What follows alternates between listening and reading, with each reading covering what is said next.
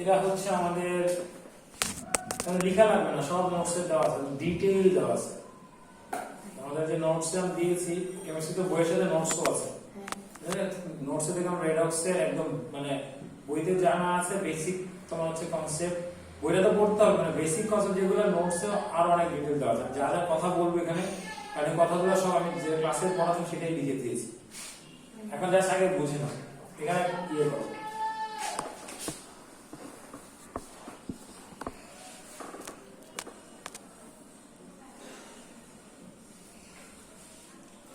তো আমাদের ও লেভেল পর্যন্ত আমাদের কনসেপ্ট গুলো দেখি, তাহলে এই হচ্ছে আমাদের কি অক্সিডেশন আর কি রিডাকশন। তাহলে দেখেন ও লেভেল পর্যন্ত কনসেপ্ট আমরা দেখলে আমরা যেটা বলেছি অক্সিডেশন রিডাকশন আমরা দুই ভাবে ডেফিনিশন শিখেছি, এক হচ্ছে কি in terms of oxygen transfer আর একটা হচ্ছে in terms of electron transfer. তো in terms of oxygen transfer বললে gain of oxygen মানে হচ্ছে কি অক্সিডেশন আর loss of oxygen মানে রিডাকশন। যেমন এখানে দেখছি যে সোডিয়াম অক্সিজেন গেইন করছে তার কি হচ্ছে অক্সিডেশন হচ্ছে, আর এখানে কপার অক্সিজেন লুজ করছে এর জন্য রিডাকশন হচ্ছে। আবার আমরা যদি মনে করো হচ্ছে ম্যাগনেসিয়ামের কথা চিন্তা করি তাহলে ম্যাগনেসিয়ামের ক্ষেত্রে এই যে অক্সিজেন গেইন করছে দেখে কি হচ্ছে অক্সিডেশন হচ্ছে। এবার চলে আসছে in terms of electron transfer বলে আমরা যেটা করি যে gain of loss of electron, আর সোডিয়াম আয়ন হচ্ছে লস অফ ইলেকট্রন মানে কি অক্সিডেশন আর হচ্ছে গেইন অফ ইলেকট্রন মানে কি রিডাকশন। আচ্ছা এটা আমরা মনে করে হচ্ছে শিখছি in terms of oxygen transfer, in terms of electron transfer. এখন এরকম অনেক রিঅ্যাকশন আছে যে রিঅ্যাকশনে আপনি দেখে বুঝবেন না সেখানে গেইন কে করেছে লুজ কে করেছে। বিশেষ করে তোমার অর্গানিক কেমিস্ট্রি যে রিঅ্যাকশন সেই রিঅ্যাকশন কিন্তু এটা বোঝা মুশকিল যে আপনার কার্বন কি গেইন করে না লুজ করে। আজকে খবর আছে আমার কাছে কথা বলতে, কেন আমাকে সারা ঘুমাতে পারিনি, ছেলেটা রাতে উঠে গেছে কান্নাকাটি করেছে, আমি জিম থেকে এসেছি 1টা বাজে, এসে তোমার হচ্ছে 2টা বাজে আড়াইটা বাজে শুয়েছি, এরপরে আবার রাতে তোমার হচ্ছে 4টায় ঘুমিয়েছি, 4টায় 5টায় উঠেছি, তারপরে ঘুমিয়ে 5টায় কাজ ছিল তো কান্নাতে একটা শুরু করেছে, ফজরের নামাজটা বড় হয়ে গেছে। এখন কফি খেলে কোনো কিছু খেলে লাভ হবে না। আবার আমি 2 মাস পরে জিমে গিয়েছি, এমনিতেই তোমার পেইনটা ইয়ে করবে, তারপর রেস্ট করবে। কালকে পরপর 2 দিন প্রচুর রেস্ট দরকার ছিল আমার, আজকে হয়তো বা ঘুম দরকার ছিল কিছুক্ষণ প্লাস রেস্ট দরকার ছিল, কিন্তু কোনোটাই আজকে হবে না। এবার আজকে আবার জিমে যাওয়া লাগবে, কালকে সুযোগ পাবো না। আমি যে ওয়ার্কআউট করি আমার মিনিমাম একদিন ওয়ার্কআউট করার পরে একদিন ব্রেক দরকার, কিন্তু অনেক লম্বা ব্রেক ছিল, সময় পাইনি দেখি 3 দিন সময় পেয়েছি। 3 দিন মনে করো হচ্ছে কালকে জানি স্টুডেন্ট বলছে স্যার আমাদের পরীক্ষার থেকে আমার জিমে যাওয়া বেশি জরুরি। এখন যেটা বলছিলাম এটা তো আমরা এর আগে শিখেছি। এবার আমরা oxygen reduction in terms of hydrogen transfer হয়। দেখেন in terms of hydrogen transfer, যেমন এখানে আমরা দেখি অক্সিডেশন মানে আমি যদি বলি দেখো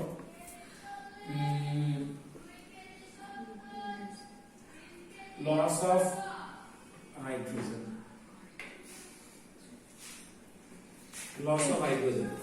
আর রিডাকশন হচ্ছে তোমার gain of hydrogen. Gain of hydrogen এই কনসেপ্ট মানে উল্টাটা, অক্সিজেন যেটা হতো সেটা উল্টাটা।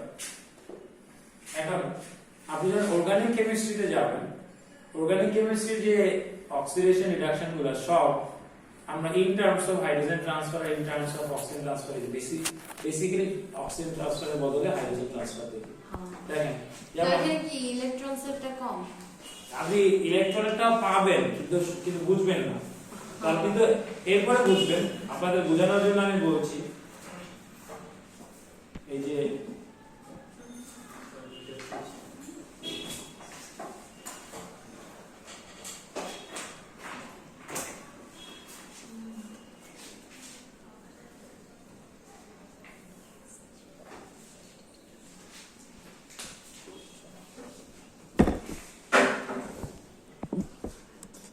হাইড্রোজেন আছে ভেবেছিলাম অন্য প্রোটেকশন দেওয়া আছে কিনা, না ওই একটাই দেওয়া এখানে আপাতত। যেমন তোমার হচ্ছে হাইড্রোজেনেশন রিঅ্যাকশন C2H4 প্লাস হচ্ছে H2, এখান থেকে আসছে হচ্ছে তোমার C2H6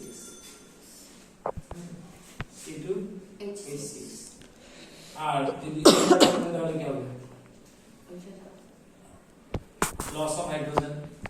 যেমন তোমার হচ্ছে যদি ইথেন থেকে আমরা কি বানাই, ইথিন বানাতে পারি, যেমন অনেক সময় ক্র্যাকিং এর সময় হাইড্রোজেন বানাই।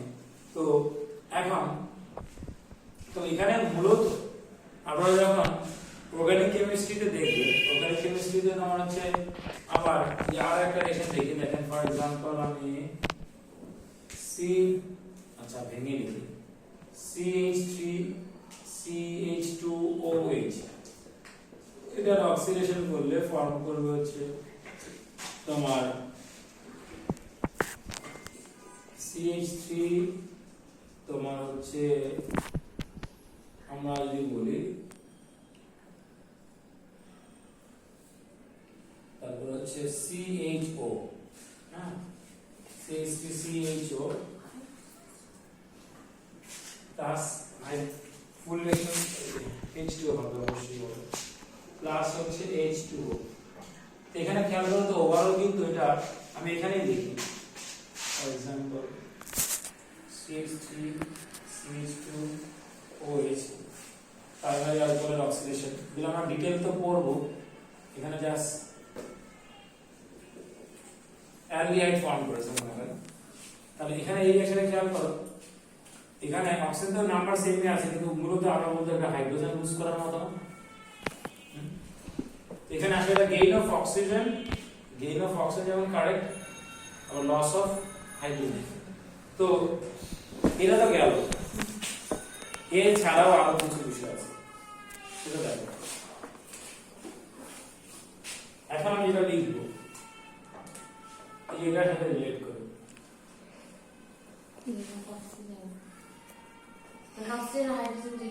gain of any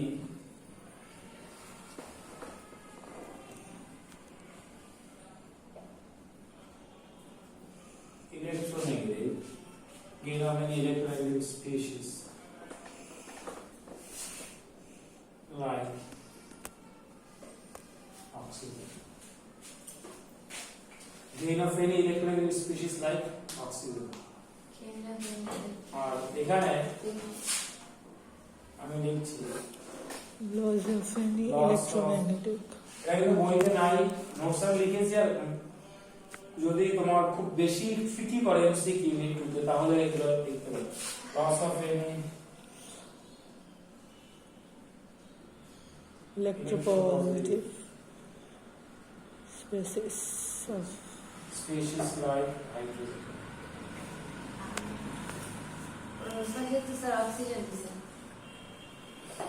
লস লিখেছি না, তাহলে loss of any electronegative species like hydrogen। আর এখানে গেইন অফ, তো এখানে অক্সিজেন দিছে, তো gain of এখানে oxygen অক্সিজেন এর দিকে হাইড্রোজেন, তো দুই দিকে এই কালার আছে অক্সিজেন। এবার আরেকটা লিখবো, এটা হাইড্রোজেন হাইড্রোজেনের সাথে মিলে লস অফ এনি। আমরা এক্সাম্পল দেব, electropositive species like hydrogen। আর এখানে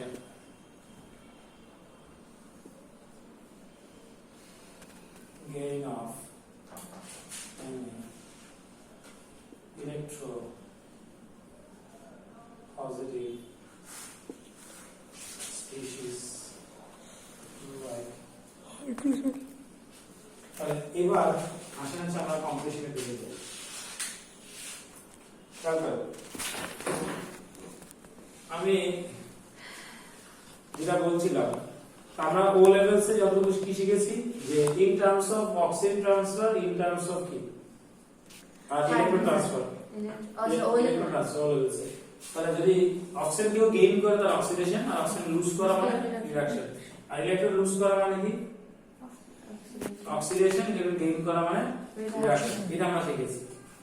এর সাথে এখন আমরা আরো দেখব যে অক্সিজেন গেইন করা যেমন অক্সিডেশন, হাইড্রোজেন লুজ করা মানেও অক্সিডেশন। হাইড্রোজেন লুজ করা মানেও কি? অক্সিডেশন।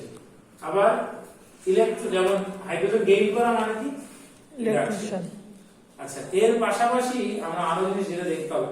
আচ্ছা, শুধুমাত্র কি দুনিয়ার সব রিঅ্যাকশন শুধু অক্সিজেনের সাথে রিঅ্যাক্ট করলে অক্সিডেশন রিঅ্যাকশন হবে? আর কোনো দুনিয়াতে অক্সিডেশন রিঅ্যাকশন নাই। দুনিয়াতে কি শুধু তোমার অক্সিজেনের সাথে রিঅ্যাক্ট করলে সেই ইলেকট্রন গেইন বা লুজ করে, অন্য কোনো দিকে গেইন বা লুজ করে না? করে তো। আচ্ছা, তো এই ক্ষেত্রে মাথায় রাখতে হবে তোমাকে, কোনো কিছু যদি, কোনো এলিমেন্ট বা কোনো কিছু যদি তার থেকে মোর ইলেকট্রোনেগেটিভ কোনো কিছু গেইন করে,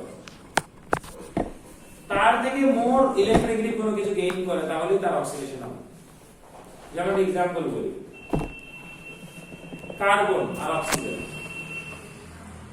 এখন কার্বন অক্সিজেন রিঅ্যাক্ট করে কি হয়? কার্বন ডাই অক্সাইড হয়। আবার সালফার সাথে রিঅ্যাক্ট করলে কার্বন ডাই সালফার। তাহলে যদি এই সালফার বা অক্সিজেন যদি কার্বনের থেকে মোর ইলেকট্রোনেগেটিভ হয়, তাহলে ইলেকট্রন লুজ করার ব্যাপারে আসলে কে লুজ করবে? কার্বন লুজ করবে। আর যে মোর ইলেকট্রোনেগেটিভ সে তো ইলেকট্রন নিজে থেকে টেনে নেবে, তাহলে সেই ক্ষেত্রে কি হচ্ছে? অক্সিডেশন হচ্ছে। যেমন এক্সাম্পল বলি, যেমন এখানে খেয়াল করো, সোডিয়াম যখন অক্সিজেনের সাথে রিঅ্যাক্ট করে সোডিয়াম অক্সাইড হয়েছে বাবা, এখানে সোডিয়াম চার্জ কি ছিল? 0। ঠিক আছে? সোডিয়াম এলিমেন্ট, যেকোনো এলিমেন্টের কোনো চার্জ থাকে না। এলিমেন্ট সেটা অ্যাটম বা মলিকিউলের চার্জ থাকে না। তাহলে এখানে খেয়াল করো, এখানে 0 চার্জ। এখানে সোডিয়াম কি হিসেবে আছে?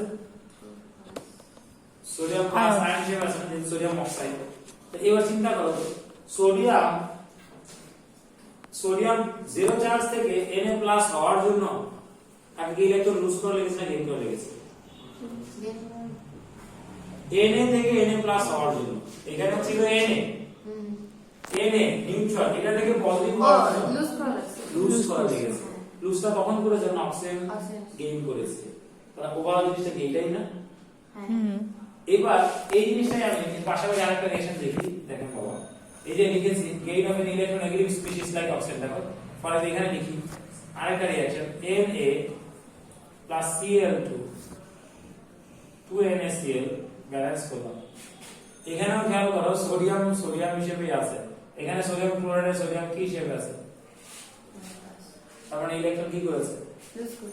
তাহলে এখানে অক্সিজেন গেইন করার কারণে সোডিয়ামের অক্সিডেশন হয়েছে, ইলেকট্রন লুজ করেছে। এখানে ক্লোরিন গেইন করার কারণে তো কি হয়েছে? অক্সিডেশনই হয়েছে। তার মানে ইভেন যদি ফ্লুরিন হতো বা মনে করো হচ্ছে সালফেট হতো, সালফার হতো, অন্য কিছু, মানে সোডিয়াম তার থেকে বেশি ইলেকট্রোনেগেটিভ কোনো কিছুর সাথে কম্বাইন করতে গেলেই তো তাকে ইলেকট্রন দিয়ে দিতে হয়।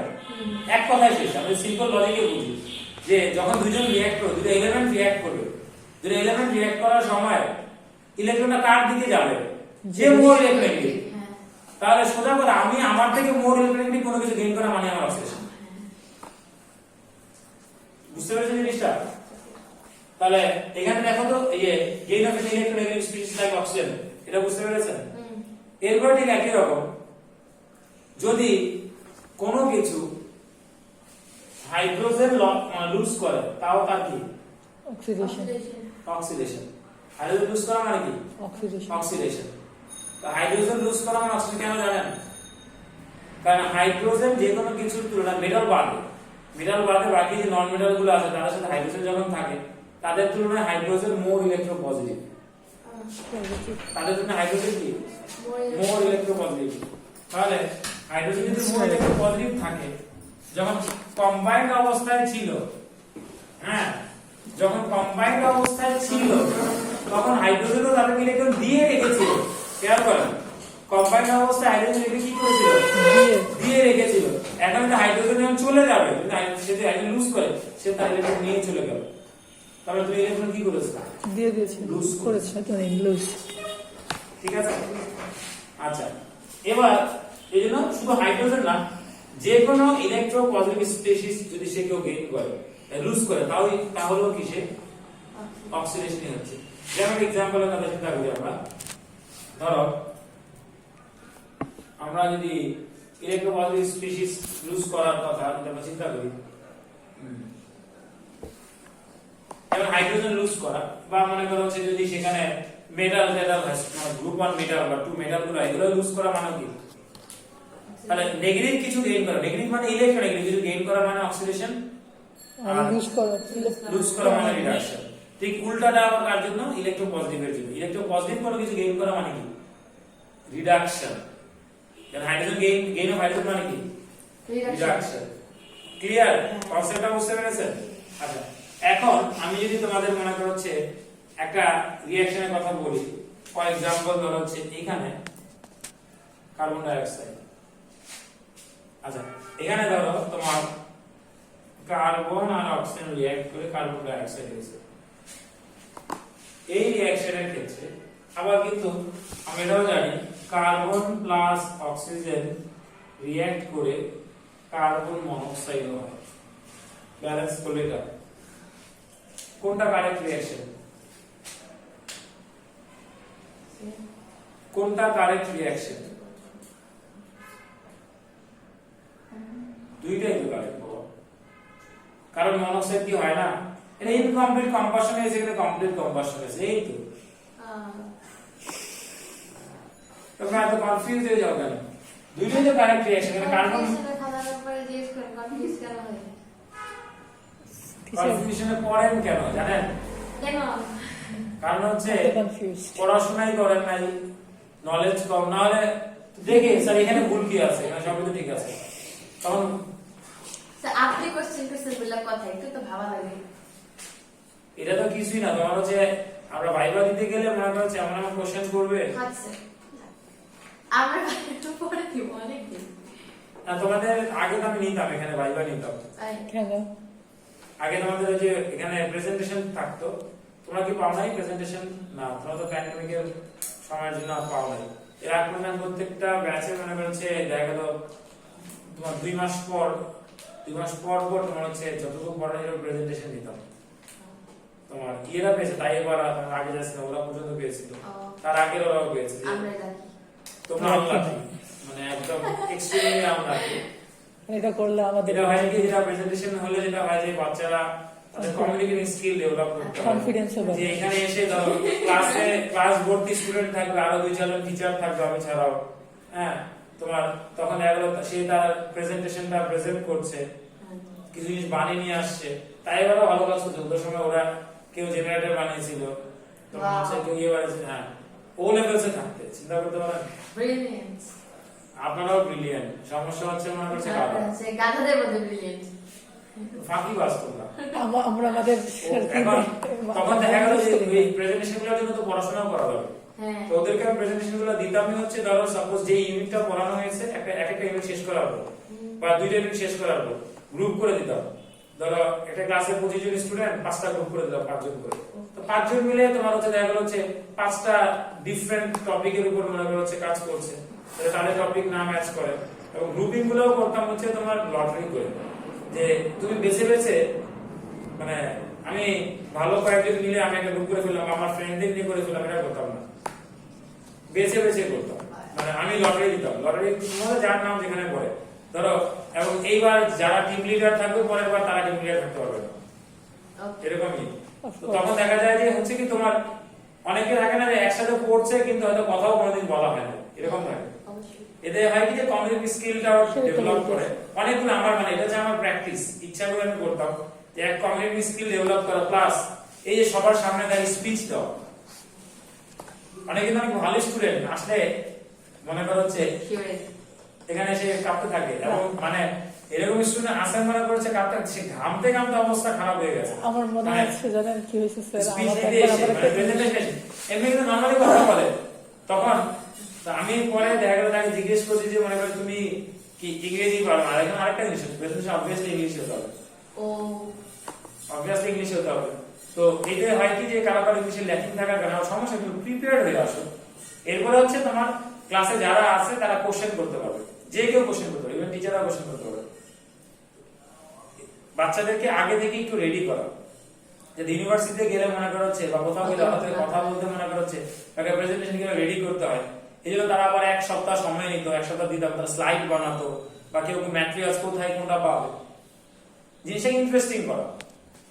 এই প্যান্ডেমিক এসে মনে করা হচ্ছে তোমার খাঁচামাচা করে। সব, আর প্যান্ডেমিক আসার আগে তোমাদের ব্যাচে তোমরা সব ফাঁকিবাজ গুলা ভর্তি হয়েছো মনে করা হচ্ছে, যার কারণে তোমাদের সিলেবাস শেষ করে মনে করা হচ্ছে ওদের সিলেবাস শেষ করার আগেই ব্রেকে চলে গেছে, ঠিক না? মানে যখন একটা প্রেজেন্টেশন কখন আসে তোমাদের কনসেপ্টটা ম্যাচিউর হয়। তুমি ভালো ইমানরা কি পেয়েছিলেন? তোমরা পেয়েছিলে প্রেজেন্টেশন? না, তোমাদের আগে এরা মানে তোমাদের আগের ব্যাচ পর্যন্ত পেয়েছে। আরিয়ানরা পর্যন্ত পেয়েছিল প্রেজেন্টেশন, আরিয়ান তাই এবার এরপরের ব্যাচ তো হচ্ছে আপনারা, হ্যাঁ এইচ ব্যাচ আপনারা, তাই এবার এই ব্যাচ তোমরা পাও না, তোমরা হচ্ছে সেই দুর্ভাগ্য না, আমাদের আগে শেষ করে ফেলছেন ব্যাপারটা। না, তোমরা তো পেয়েছো প্যান্ডেমিকের সময়, তোমাদের সুযোগই নাই। না, আমরা করতাম। আমার মনে আছে আমার এক ফ্রেন্ড, ও সামনে স্পিচ দিতে গেছে, বেচারি যখন দেখছে রেকর্ডিং করতেছে, বেচারি পুরো কান্না করে অর্ধেক স্পিচ ভুলে গেছে। তোমার দেখা যাচ্ছে এই যে ছেলেরা খুব ভাব নিয়ে থাকে না, এখানে সামনে দাঁড়া করে স্টেজে দাঁড়া করে, তখন মনে করো দেখা যায় যে আমটা আমটা কারে বলে মনে করো। এবং আরো কিছু জিনিস আমি ডিসকভার করেছি, কিছু বাচ্চা মনে করতাম তার ইংলিশে হয়তো মানে তার ক্লাসে খুব কম কথা বলতো, লিখতে ভালো, স্টুডেন্ট ভালো, মানে লিখতে পারে মানে, কিন্তু অ্যাকচুয়ালি যে মানে দে আর ভেরি গুড স্পিকার, সেটা বোঝা যায়। কথা না বললে তো বোঝা যায় না। তখন আসার পর দেখা গেল তাদের অ্যাকসেন্ট এত অসাধারণ, ঠিক আছে, তারা এত ভালো ইংরেজি বলছে, এত ইমপ্রেসিভ। এখন বিষয়টা যে সে এর আগে কিন্তু শো করার সুযোগ পায় না, আর ভয়ে আর কোনো জায়গায় মনে করছে ইন্ট্রোভার্টেড থাকে না কিছু মানুষ। তো এখান থেকে তোমার মেরিট গুলো বের আসে। সবাই লিডার হতে পারে না, লিডার এটা জিনের মধ্যে থাকে, লিডারশিপ এটা জিনের মধ্যে থাকে, মানে টাকা থাকলেই কেউ লিডার হতে পারবে না, লিডারশিপের কিছু স্পেসিফিক কোয়ালিটিস আছে, এগুলো যে মনে করছে এগুলো তৈরি করা। এবং তখন দেখা গেল হচ্ছে তোমার